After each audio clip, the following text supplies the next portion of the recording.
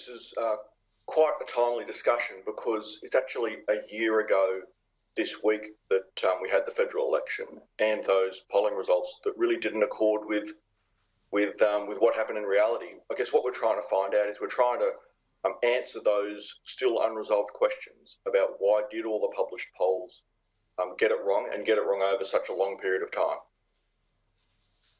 The other question, I guess, is what matters? Well, I think it actually matters a lot. I know that we're all very much focused on, COVID-19 at the moment, but those unresolved questions around why the polls got it wrong, they go to the heart of our democracy.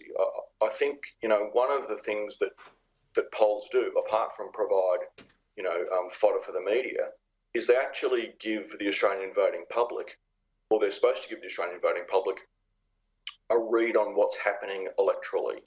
And to the extent that they do that effectively and accurately, that's a really good support and supporting mechanism, I think, for a well-functioning democracy.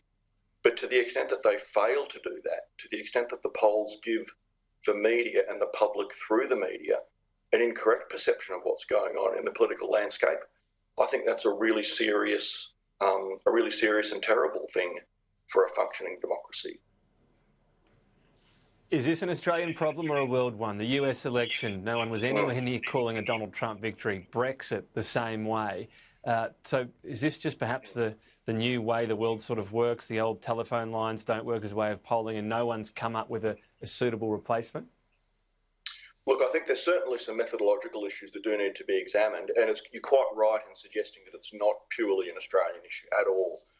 There have been significant, polling misses, for want of a better term, in both the UK previously at one of their major general elections, and also in the 2016 US federal election. In both of those cases, there were inquiries that took place to get to the bottom of what happened for very similar reasons, to try to work out what went wrong and how that could be addressed. We're seeking to do the same here. One thing I should mention, though, is that it's not like polls simply don't work anymore. I know that is probably quite a popular kind of narrative that's accepted in the general public, but the reality is that actually, historically, Australian polling has a pretty good track record of being quite accurate.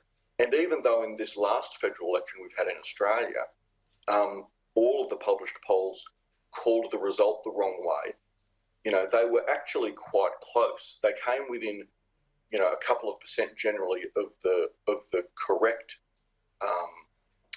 result.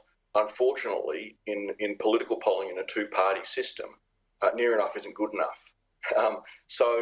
The other thing I should mention is that it's not just about landlines not working anymore.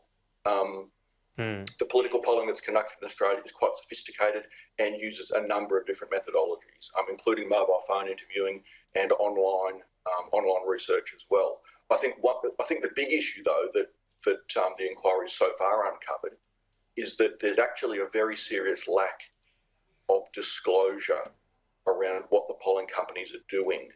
And that's a marked difference between the situation here and what happens in the UK and the US, where there are consistent standards and where polling companies do have to disclose the detail of exactly what they do and exactly how they do it. All right. Well, we'll look forward to see what comes out of all of this. Craig Young, thanks for your time today. Thanks very much.